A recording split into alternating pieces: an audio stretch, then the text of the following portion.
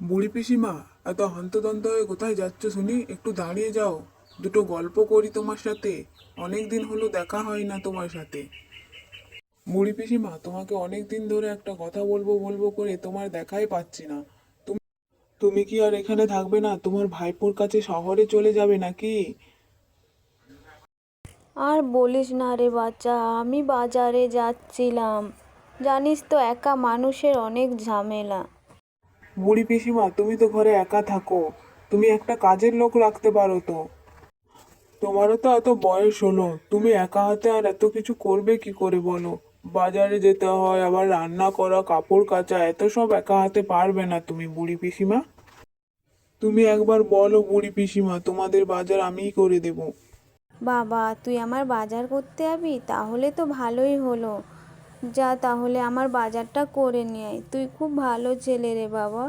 তাহলে আর দেরি করিস না, তাড়াতাড়ি যা, বাজারে না হলে সব সবজি বিক্রি হয়ে যাবে। হ্যাঁ বুড়িমা, আমি তোমার বাজার করে এনে দেব, কিন্তু তোমার ওই খাল পাড়ের জায়গাটা আমার নামে লিখে দিতে হবে, তাহলেই তোমার বাজার করে দেব, ঘরে রান্না বান্না সব কাজ আমি করে দেব। কিন্তু ওই যে বললাম, জায়গাটা আমার নামে লিখে দিতে হবে। এক কথা, আর কোনো কথা হবে না কিন্তু। কি তুমি রাজি তো? কি বলছিস রে শয়তান তুই?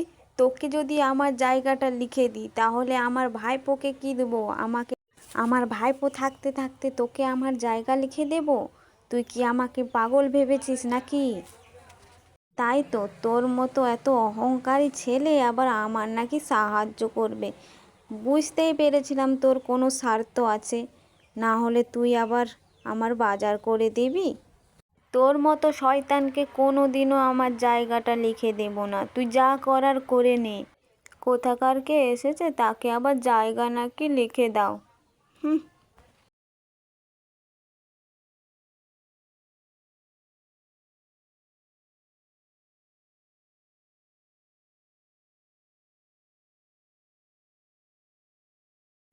পিসিমা তুমি? এসো এসে বসো না। জানিস রুনা, সেই বিজয় আছে না, বিজয়ের সাথে আমার দেখা হয়েছিল। বিজয় বলছে তোমার বাজার হাট আমি সব করে দেব, তার জন্য নাকি আমার জায়গাটা তাকে লিখে দিতে হবে। আমিও বুড়ি পিসিমা, আমিও যা কথা শুনিয়েছি না, ও সারা জীবন মনে থাকবে।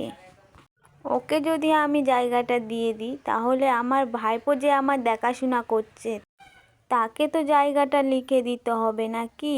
কোথাকার কে এসেছে বলছে নাকি জায়গা লিখে দাও। হ্যাঁ বুড়ি পিসিমা, তোমার ওই জায়গার দিকে ওর অনেক দিন থেকে নজর, তুমি সাবধানে থাকবে।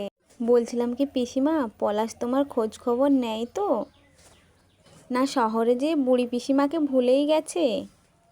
না না, ভুলবে কেন? আগের মাসে তো চিঠি পাঠিয়েছিল আমাকে। এখনো ছেলেটা চিঠি পাঠায়নি, মনে হয় কাজের চাপ আছে ওই জন্য পাঠাতে পারেনি। তোমার ভাইপো যে চিঠি পাঠিয়েছিল, চিঠিতে কি লিখেছিল সে?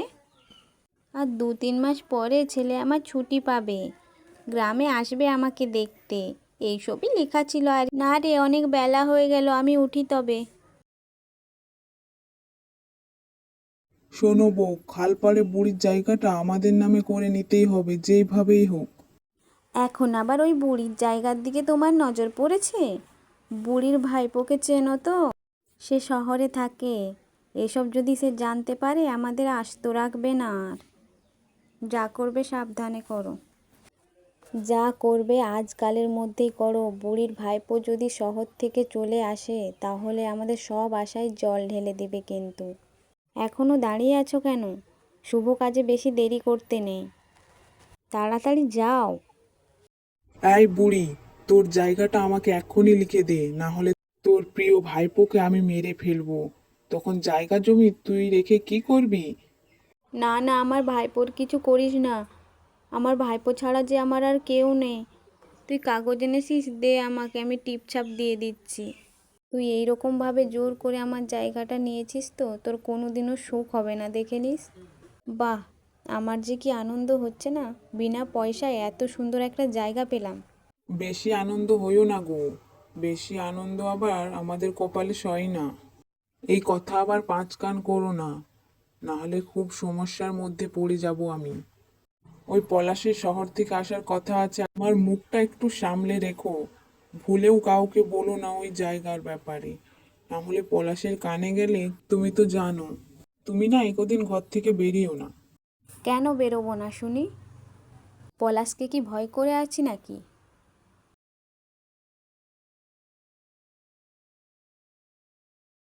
পিসিমা, কেমন আছো তুমি? কি হলো পিসিমা, তোমার মুখ কেন এরকম? কি হয়েছে বলো আমাকে। ও বুঝেছি, তোমাকে না জানিয়ে চলে এসেছি বলে তুমি রাগ করেছো না।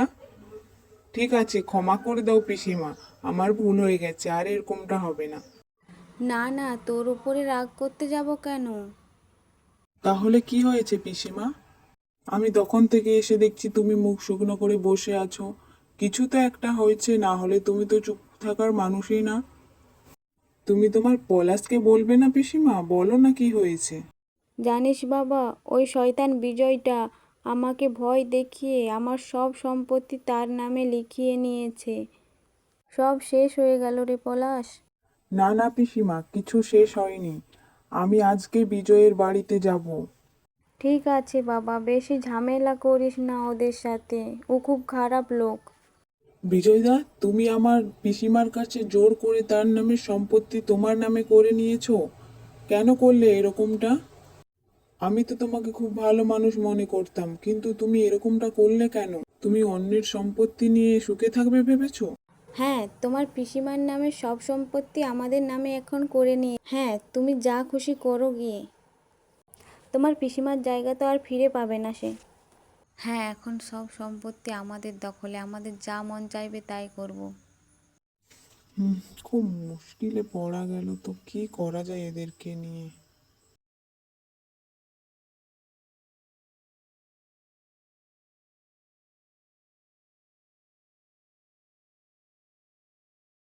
দেখো তোমরা এরকমটা করো না, না হলে পরে খুব পস্তাবে।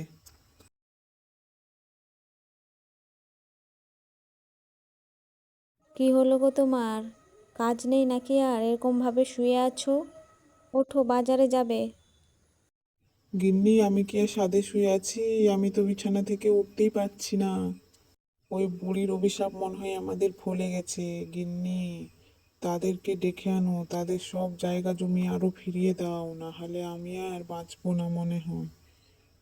কারো জায়গা আমার দরকার নেই, আমার অনেক শিক্ষা হয়েছে, যাও গিন্নি। বুড়ির ভাইপোকে ডেকে আনো, তার জায়গা তাকেই ফিরিয়ে দেব, দরকার নেই আর। অনেক শিক্ষা হয়ে গেছে আমার, আর এই ভুলটা করব না। কাউকে ঠকিয়ে কারো কোনো জিনিস নেওয়া ঠিক না।